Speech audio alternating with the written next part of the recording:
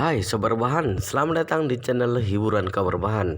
Armin akan membacakan kelanjutan sebuah cerita novel yang sangat seru, yang sangat menarik, yang sangat menghibur, yang sangat layak untuk diikuti dari awal hingga akhir. Sebuah cerita novel yang berjudul The Story of Yi-Chen. Tetapi sebelum melanjutkannya, pastikan kalian sudah subscribe channel ini dan aktifkan lonceng notifikasinya agar tidak ketinggalan jika Armin upload video terbaru. Jika kalian menyukai cerita seperti ini, jangan lupa like. Jika berkenan, share juga ke teman-teman lainnya agar teman-teman lainnya juga mendapatkan informasi dan hiburan di channel ini. Baik, kita lanjutkan di part ke 429 bertepatan dengan bab ke 2067. Keluarga Su berserta dengan seluruh pasukan bela diri Jepang di laut mulai mencari keberadaan Suroli di perairan dekat Tokyo. Tetapi laut yang begitu luas juga tidak ada jejak apapun, membuat mereka sama sekali tidak tahu harus mulai dari mana. Ketika semua pasukan bela diri mencari Suroli di segala penjuru bagaikan orang gila, kapal yang ditumpangi oleh Yi-Chen pun sudah pergi meninggalkan Jepang.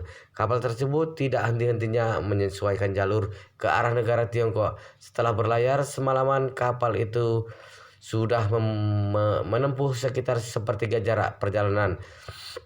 Subuh hari, matahari sudah kemerahan muncul di atas permukaan laut sebelah timur. Meskipun suhu di permukaan laut sangat dingin pada musim dingin, tetapi dengan mengenakan pakaian satu lapis, Yi-Chen tetap melangkahkan kaki ke atas gelada kapal. Arah pergerakan kapal adalah dari timur ke barat. Sehingga Yi-Chen pun berdiri di ujung belakang kapal dan menyaksikan matahari terbit di ufuk timur. Saat ini matahari yang kemerahan bergerak ke atas secara perlahan-lahan, memantulkan sebuah bundaran cahaya kemerahan matahari yang bergejolak pada permukaan air laut. Pemandangan yang sangat indah membuat hati orang menjadi tenang. Meskipun Yi-Chen sedang menikmati pemandangan, tetapi jauh di dalam lubuk hatinya dia sedang memikirkan masa depannya. Sebelumnya, meskipun tidak pernah terpikirkan oleh Yi-Chen ingin meninggalkan kota Jinling, namun sekarang dia semakin merasa kalau cepat atau lambat dirinya tetap harus meninggalkan kota Jinling, tepat di mana dia telah tinggal selama belasan tahun, lalu pergi menuju ke Yanjing untuk merealisasikan tujuan hidupnya, menelusuri kebenaran kematian ayah dan ibunya. Itu hanyalah langkah pertama saja setelah bertemu dengan Yi Changmin. Bahkan setelah berkonflik dengan Yi Changmin, Yi-Chen masih ingin mewakili ayahnya untuk mendapatkan kembali sesuatu yang sudah seharusnya menjadi miliknya. Pada dasarnya ayahnya adalah penerus keluarga Yi. Meskipun 4 saudara yang segenerasi dengannya sebagai rata harta warisan keluarga, dia juga seharusnya mendapatkan 25% dari seluruh harta keluarga Yi. Terlebih lagi, tahun itu hanyalah yang mengandalkan kekuatan sendiri untuk membuat keluarga Yi mendapatkan pencapaian saat ini. Oleh sebab itu, untuk harta keluarga Yi seharusnya dia mendapatkan bagian yang lebih banyak sebagai bentuk aset keluarga Yi. Jika ditambahkan semua bernilai sebesar triliunan, sebuah grup di Hau ditambah lagi dengan 10 miliar uang tunai, kemungkinan bahkan tidak mencapai 5% dari keseluruhan keluarga Yi. Yang tersisa itu harus meminta orang keluarga Yi untuk mengeluarkannya tanpa kurang sepeser pun. Ini bukan berarti Yi-Chen sangat tamak, melainkan Yi-Chen tidak ingin bagian yang sudah seharusnya didapatkan oleh ayahnya itu jatuh ke tangan Yi Changmin, rubah licik itu. Terlepas dari itu, yang lebih penting sebenarnya adalah membalaskan dendam yang ayah dan ibunya. Untuk masalah ayah dan ibunya, untuk keluarga Yi harus bertanggung jawab. Namun kala itu keluarga Su secara terbuka membentuk aliansi penentang dan melakukan perlawanan terhadap ayah ibunya di mana-mana. Itu adalah fakta yang diketahui oleh semua orang di Yanjing. Oleh sebab itu, bagi Yi-Chen, keluarga musuh nomor satunya adalah keluarga Su.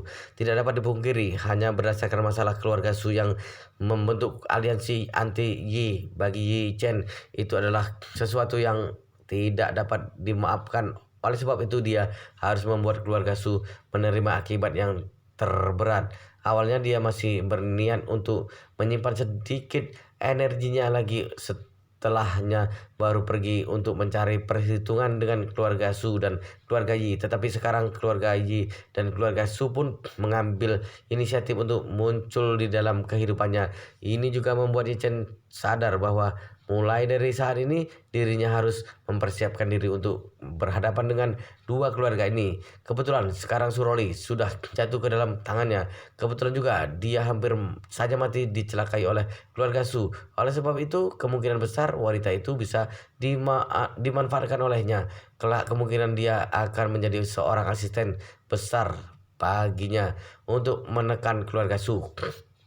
Ketika sedang termenung, tiba-tiba terdengar suara langkah kaki dari belakangnya.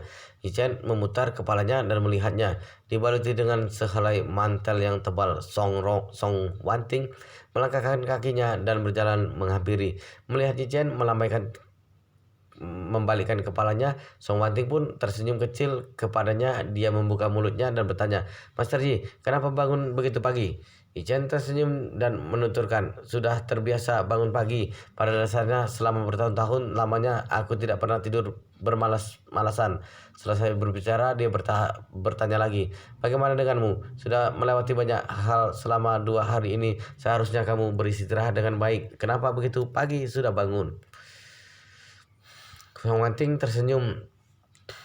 tersenyum. Dia membelai-belai helai rambutnya pada pelipisnya, lalu membuka mulutnya dan mengatakan, "Memang benar aku sangat lelah. Juga memang benar kalau aku ingin istirahat dengan baik. Namun aku sungguh tidak tahan dengan gejolak ombak. Oleh sebab itu aku pun naik ke atas untuk menghirup udara segar." Ichen bertanya dengan khawatir, apakah mabuk laut? Song Wanting mengangguk-angguk kepala. Dia berkata sambil tersenyum, "Lumayan, tidak terlalu parah." Sambil berbicara, dia berjalan ke sisi Chen, lalu meletakkan tangannya di atas pagar membatasi sambil menatap matahari pagi yang berangsur-angsur bergerak ke atas.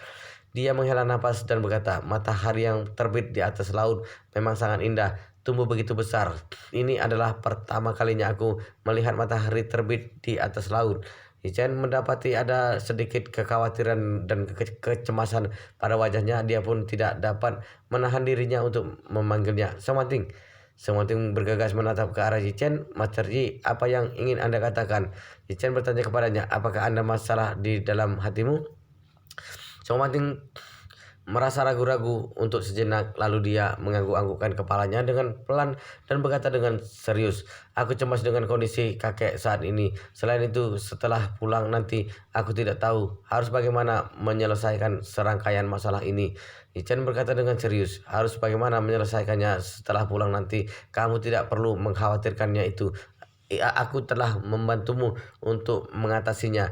Dan untuk kondisi itu, Tuan Besar Song saat ini." Chen tersedak untuk beberapa saat, lalu dia mengatakan, "Begini, kita berdua kembali ke dalam kabin saja. Aku akan menggunakan telepon satelit untuk bertanya kepada Hong Wu." Song Wanting bergegas mengangguk-anggukkan kepala. "Baik, Master Yi." Keduanya pun kembali ke kabin kapal. Setelah mencari kapten kapal, dia mendapatkan telepon satelit. Chen langsung menghubungi Hong Wu. Setelah Hong Wu mengangkat teleponnya, dia pun membuka mulut dengan bertanya, "Halo, siapa?" Chen membuka mulut mengatakan, "Hong Wu, ini aku." Hong Wu berkata dengan sopan, "Master Yi, kenapa Anda mengganti nomor telepon?" Chen menuturkan, "Yang aku gunakan sekarang adalah telepon satelit." Sambil berbicara, dia bertanya lagi, "Oh iya, Hong Wu, bagaimana dengan kondisi Tuan Besar Song?" Hong Wu bergegas mengatakan, "Dokter mengatakan bahwa kemungkinan otak Tuan Besar Song telah terstimulasi. Terdapat sedikit gejala penyakit Alzheimer. Kondisinya tidak begitu baik, tetapi dia tidak memiliki ancaman yang dapat membahayakan nyawa. Sesuai dengan perintah Anda, aku selalu menjaga di sisi Tuan Besar Song di rumah sakit. Oleh sebab itu, Anda juga tidak perlu mencemaskan keselamatannya." Sesekali Chen mengiyakannya, lalu dia membuka mulutnya lagi dan menanyakan, "Lalu bagaimana dengan Song Tianming dan Song Rongyu, sepasang ayah dan anak itu? Apakah ada gerak-gerik belakangan ini?" Hong Wu berkata, "Sepertinya mereka sedang bersiap-siap untuk melakukan rapat dewan direksi. Nona Song sudah hilang. Tuan Besar Song juga telah mendapatkan penyakit Alzheimer. Sekarang grup keluarga Song tidak memiliki pemimpin. Oleh sebab itu mereka bersiap-siap menjalankan rencana darurat untuk dewan direksi. Adapun putra tertua keluarga Song, Song Tianming, dia akan mengambil alih jabatan presidir grup keluarga Song secara resmi untuk sementara. Ichen bertanya, Apakah kamu apakah apakah kamu tahu kapan dan di mana dia akan melakukan rapat dewan direksi? Kamu menuturkan, sepertinya dia lakukan di grup keluarga Song lusa jam 10 pagi. Selain itu, mereka juga ingin mengadakan sebuah konferensi pers pada jam 11 untuk mengumumkan resolusi penting Dewan Direksi. Dengan begitu, mereka juga telah mengundang media yang tidak sedikit untuk hadir dan menyaksikan. Yichen paham di dalam hatinya. Saat ini, Song Tianming sedang bersiap-siap untuk menggunakan langkah yang masuk akal dan sah untuk mendapatkan posisi kepala keluarga Song beserta posisi presidir grup keluarga Song secara terang-terangan. Bagi Song Tianming, saat ini hidup dan mati tidak bisa diperbaiki. Selain itu, kemungkinan berharap hidup sangat rendah dan sama sekali tidak ada ancaman. Dan untuk Tuan Besar Song, karena dia sudah berubah menjadi seorang penderita penyakit Alzheimer, dengan begitu dia sudah tidak memiliki ancaman apapun bagi Song Tianming lagi. Di dalam kondisi seperti ini, sesegera mungkin mendapatkan grup keluarga Song, lalu secepat mungkin menjual aset. Itulah masalah yang paling dipedulikan oleh ayah dan anak keluarga Song saat ini.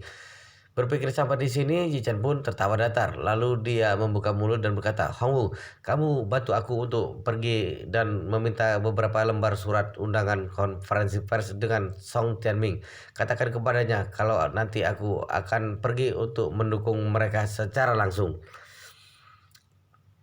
Setelah melewati pelayaran 1 hari 1 malam, kapal yang ditumpangi oleh Yichen akhirnya berlabuh dengan mulus di dermaga pusat kota Hai. Kapal pelabuhan pada pukul 9 pagi waktu Yanjing masih berjarak 1,5 jam dari tempat di mana Song Tianming, Song Rongyu, ayah dan anak itu mengadakan rapat dewan direksi.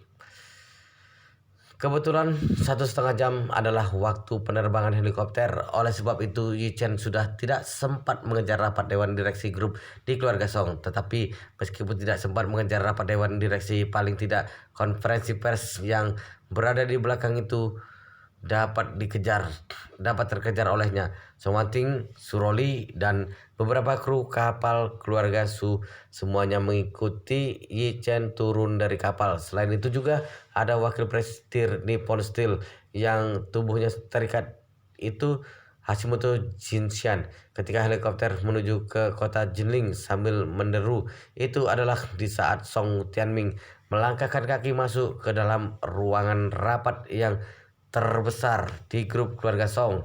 Saat ini 10 orang pemegang saham grup keluarga Song, termasuk putranya Song Rongyu beserta dewan direksi, semuanya sudah hadir. Terlebih awal, semuanya duduk dengan tegap dan tenang. Begitu Song Tianming masuk, satu persatu orang pun bangkit berdiri dan menyambutnya. Song Rongyu satu langkah lebih cepat. Dia membuka mulut dan berkata, "Apa kabar, Presidir?" Orang-orang lainnya terkaku untuk beberapa saat. Setelah itu mereka pun mengikuti dan berkata dengan serentak, "Apa kabar, Presiden?" Song Tianming menggeser-geser kacamata pada batang hidungnya, lalu tersenyum dengan ramah. Dia melambaikan tangannya dan mengatakan, "Semuanya sudah bekerja sama bertahun-tahun lamanya. Semuanya tahu kalau aku orangnya sangat tegas.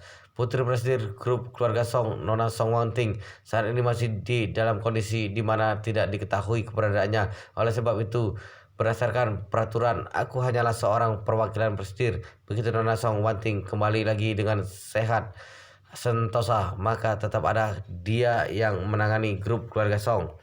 Semua orang tersenyum patuh dan menganggukkan kepala mengiyakan. Apalagi berdasarkan peraturan hukum, selama Song Wanting tidak mati juga tidak dilengsarkan oleh anggota dalam, maka dia tetaplah presidir dan grup di keluarga Song.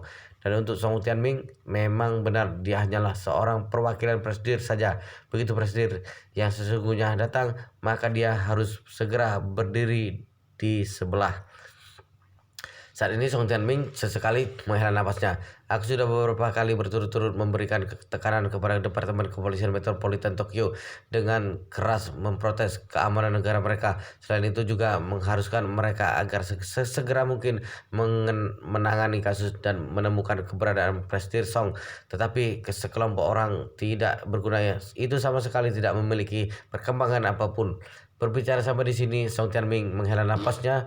Dia melanjutkan perkataannya. Meskipun kita bisa terus menunggu, tetapi jika dilihat dari sudut pandang perusahaan grup keluarga Song boleh tidak memiliki presidir selama beberapa hari, tetapi jika beberapa bulan bahkan beberapa tahun tidak memiliki presidir yang sesungguhnya, itu tidak boleh. Oleh sebab itu, alasan hari ini aku mengumpulkan kalian semua adalah untuk menjalankan rencana darurat grup keluarga Song untuk melengsarkan jabatan Presidir Song Wanting sementara waktu. Lalu Dewan Direksi akan menunjuk seorang presidir yang baru untuk mengontrol keadaan dalam jangka panjang. Hanya dengan demikian baru bisa membuat investor beserta dengan pemegang saham kita merasa tenang. Apakah menurut kalian itu benar? Song Rongyu adalah orang pertama yang menganggukkan kepala dengan wajah yang sangat menyetujuinya. Dia bahkan saat ini keberadaan Presiden Song tidak diketahui. Banyak orang yang merasa curiga, banyak orang yang menyebarkan rumor bahwa Presiden Song sudah tiada dan tidak dapat mengeluarkan bukti yang kuat untuk menyatakan bahwa saat ini Presiden Song masih hidup, sehingga dalam sekejap kepercayaan pasar terhadap grup keluarga Song pun menyusut banyak. Harga saham kita juga tidak henti-hentinya merosot. Jika seperti ini terus, maka kerugian grup keluarga Song akan sangat besar.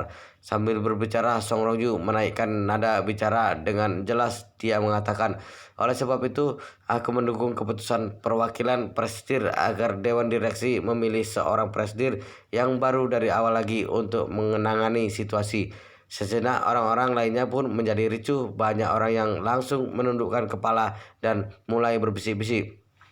Sekelompok orang ini adalah pemegang saham grup keluarga Song. Yang paling mereka khawatirkan adalah masa depan grup keluarga Song. Dari dulu mereka sangat memuji kinerja Song Wanting, beranggapan bahwa Song Wanting memiliki kemampuan untuk memimpin grup keluarga Song untuk semakin maju. Dengan begitu, mereka semua pun bisa mendapatkan keuntungan yang banyak. Oleh sebab itu, jika bukan sebuah keterpaksaan, mereka sama sekali tidak berniat untuk menggantikan Song Wanting. Tetapi situasi saat ini sangat khusus. Bukanlah kinerja Song Wanting yang tidak baik, melainkan mati dan hidupnya orang ini masih tidak diketahui. Jika terus menunggu tanpa batas seperti ini, tidak hanya kesabaran mereka yang akan terkuras, tetapi kesabaran investor dan pemegang saham akan terkuras lebih cepat lagi. Dengan begitu, grup keluarga Song pasti akan mengalami kerugian besar. Mempertimbangkan sebab dan akibat, mereka pun diam-diam menyetujui gagasan dari Song Tianming, beranggapan kalau secara penanganan yang terbaik saat ini adalah sesegera mungkin memilih seorang presidir yang resmi agar dapat menenangkan hati. Dengan begitu, ada orang yang membuka mulut. Aku mendukung keputusan perwakilan presidir. Aku juga mendapati ini. Hati Song Rongyu pun sangat senang. Dia bergegas mengatakan, kalau begitu kita tunjukkan dukungan di tempat saja. Hari ini yang datang ke sini sejumlah 17 orang. Asalkan orang yang setuju untuk memilih presidir baru melewati 8 orang, maka kita akan segera melakukan prosedur pemilihan setelah melewati saran dan dari perwakilan presidir secara resmi. Selesai berbicara, dia bangkit berdiri, lalu membuka mulut dan mengatakan, aku adalah orang pertama yang menyetujui untuk memilih presiden baru. Song Tianming juga berkata dengan raut wajah yang tegas, sebagai penggagas dari perihal ini, aku juga setuju. Setelahnya ada seorang yang bangkit berdiri, aku juga setuju. Hitung suaraku, aku juga setuju. Song Rongyu mengangguk-anggukkan kepala. Dia membuka mulut dan mengatakan, sangat bagus, sekarang sudah ada 4 orang. Aku setuju, aku juga. Seiring dengan semakin banyak orang yang mendukung, perasaan Song Rongyu pun semakin gembira. Dengan segera orang yang menunjukkan dukungan di tempat sudah mencapai 9 orang. 17 orang. Pembagian suara adalah 8 suara berbanding 9 suara. Jika hanya 8 suara itu artinya tidak melebihi setengah dari total suara. Berdasarkan peraturan itu tidak akan disahkan. Tetapi asalkan mencapai 9 orang maka sudah melewati setengah dari total suara. Berdasarkan peraturan, gagasan tersebut sudah mendapatkan persetujuan dari Dewan Direksi. Pada akhirnya orang yang menunjukkan persetujuan sudah mencapai 14 orang. Song Tianming berderham lalu berkata dengan serius, karena ada 14 orang yang menunjukkan persetujuan untuk memilih presiden yang baru, maka aku akan mewakili Dewan Direksi untuk mengumumkan bahwa jabatan Nona Song Wanting sebagai presiden akan dihentikan sementara. Selanjutnya kita akan masuk ke dalam proses pemilihan presiden yang baru. Sambil bertepuk tangan penuh antusias, Song Rongyu mencatat 3 orang yang tidak menunjuk tangan itu di dalam otaknya. Di saat yang sama, diam-diam dia berpikir, 3 orang bodoh ini tidak memiliki visi sedikit pun. Setelah ayahku menjadi presiden dengan mulus, lihatlah bagaimana aku akan memperlakukan kalian bertiga anjing tua ini. Saat ini, salah satu dari orang yang tidak menunjuk tangan dan menyetujuinya itu membuka mulutnya. Semuanya karena kondisi hidup dan matinya Song Wanting masih tidak jelas. Ketika kita melengsarkan jabatannya sebagai presiden untuk sementara, di saat yang sama seharusnya kita juga mempersiapkan sebuah rencana cadangan. Song Rongyu menatap erat lawan berbicara. Dia bertanya dengan suara yang dingin, Mak Xiao Yao, apa maksudmu dengan mempersiapkan rencana cadangan? Pria yang dikenal sebagai Mak Xiao Yao itu membuka mulut dan berkata, jika Nona Wanting benar-benar telah meninggal secara tidak terduga, maka tentu saja tetap berdasarkan keputusan semuanya saat ini, yakni presiden baru yang bertanggung jawab atas pekerjaan. Berbicara sampai di sini, Ma Xiao Yao mengubah topik pembicaraannya. Dia membuka mulutnya dan menuturkan, tetapi jika saat ini Nona Song Wanting masih hidup, namun kita juga sudah memilih presiden yang baru, dan begitu Nona Song Wanting kembali, apakah dia bisa langsung mendapatkan kembali posisi presiden atau tidak? Dengan kata lain, setelah Nona Song Wanting kembali, apakah presiden baru yang terpilih selanjutnya bisa berinisiatif untuk mengundurkan diri atau tidak? Song Tianming dan Song Rongyu merasa tidak senang dengan perkataan Ma Xiaoyao. Tujuan sebenarnya dari sepasang ayah dan anak ini adalah mengeluarkan Song Wanting dari jajaran direksi grup Song. Tidak peduli apakah Song Wanting hidup atau mati, grup Song tidak ada lagi hubungannya dengannya. Namun mereka tidak menyangka Song Wanting telah menghilang selama berhari-hari. Masih ada orang di dalam dewan direksi yang memikirkannya. Dan perkataan Ma Xiao Yao dengan cepat meningkatkan kecurigaan orang lain. Semua orang saling berbisik menyatakan persetujuan mereka dengan sudut pandang Ma Xiao Yao. Song Tianming dan Song Rongyu sangat marah, namun tak berani mengatakannya karena tidak ada orang dalam dewan direksi yang mengetahui bahwa mereka yang mencelakai Song Wanting. Sikap yang mereka tunjukkan saat ini juga dalam menyelesaikan, dan mereka harus terpaksa memiliki ketua Song baru untuk memimpin grup Song. Jadi begitu Ma Xiao Yao mengatakan ini, walaupun mereka sangat tidak setuju, mereka juga tidak akan berani mengatakan tidak. Karena begitu mereka mengatakannya, maka langsung akan ada orang yang mencurigakan mereka. Dan begitu ada orang yang mencurigakan tujuan mereka, maka akan ada orang yang curiga bahwa hal yang dialami Song Wanting di Jepang pasti ada hubungannya dengan mereka. Jadi Song Tianming hanya bisa menahan dan berkata, aku merasa apa yang dikatakan Presiden Ma sangat benar. Karena kita telah memutuskan untuk mencalonkan ketua baru untuk memimpin, maka kita juga harus mencarikan calon yang baru untuk menggantikan posisi Song Wanting sebagai mantan ketua. Setelah itu dia melanjutkan lagi, sekarang aku mengusulkan bahwa tidak peduli siapapun yang terpilih menjadi ketua baru, harus memiliki satu prinsip, yaitu begitu Donna Song kembali dengan selamat, maka ketua baru harus mundur dari jabatan dan mengembalikan posisi ketua kepada Donna Song Wanting. Bagaimana? Apakah ada yang ingin berkomentar?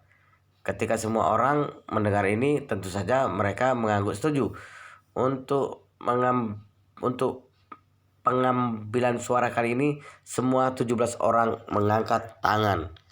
Song Tianming menjadi semakin kesal. Dia berkata dalam hati, sialan, bukankah ini sedang membelikan bom untuk diri sendiri? Sekarang hidup dan mati Song Wanting masih belum diketahui. Siapa yang tahu apakah dia mati atau tidak? Bagaimana jika dia tidak mati dan tiba-tiba kembali hidup-hidup? Bukankah aku melakukan semua ini dengan sia-sia?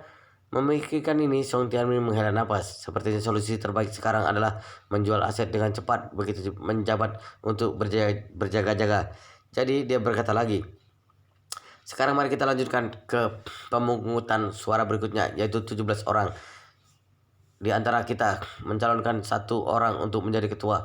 Masing-masing dari kita memiliki satu hak untuk berpendapat. Yang memiliki suara terbanyak akan menjadi ketua baru kita.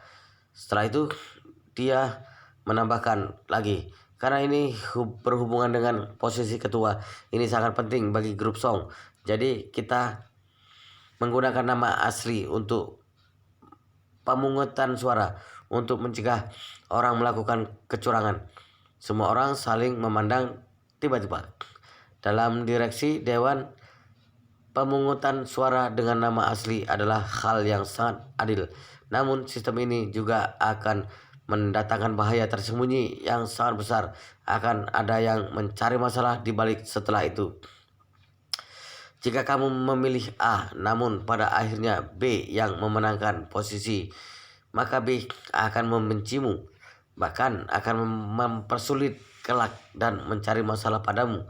Jika orang ini benar-benar sangat pendendam, maka akan ada kemungkinan dia melakukan hal-hal untuk membalas dendam padamu setelah bertahun-tahun. Tidak ada yang tahan menghadapi orang seperti ini. Wow, luar biasa sekali guys, ceritanya sangat seru, sangat menarik, sangat menghibur, sangat membuat kita penasaran jika tidak mengetahui cerita kelanjutannya. Tetapi sepertinya di bab ini akan sampai di sini dulu, dan kita akan lanjutkan di bab berikutnya di video selanjutnya. Pastikan kalian sudah subscribe channel ini dan aktifkan lonceng notifikasinya agar tidak ketinggalan jika admin upload video terbaru. Jika kalian menyukai cerita seperti ini, jangan lupa like. Jika berkenan, share juga ke teman-teman lainnya agar teman-teman lainnya juga mendapatkan informasi dan hiburan di channel ini. Baik, kita lanjutkan di bab berikutnya, di part berikutnya di video selanjutnya.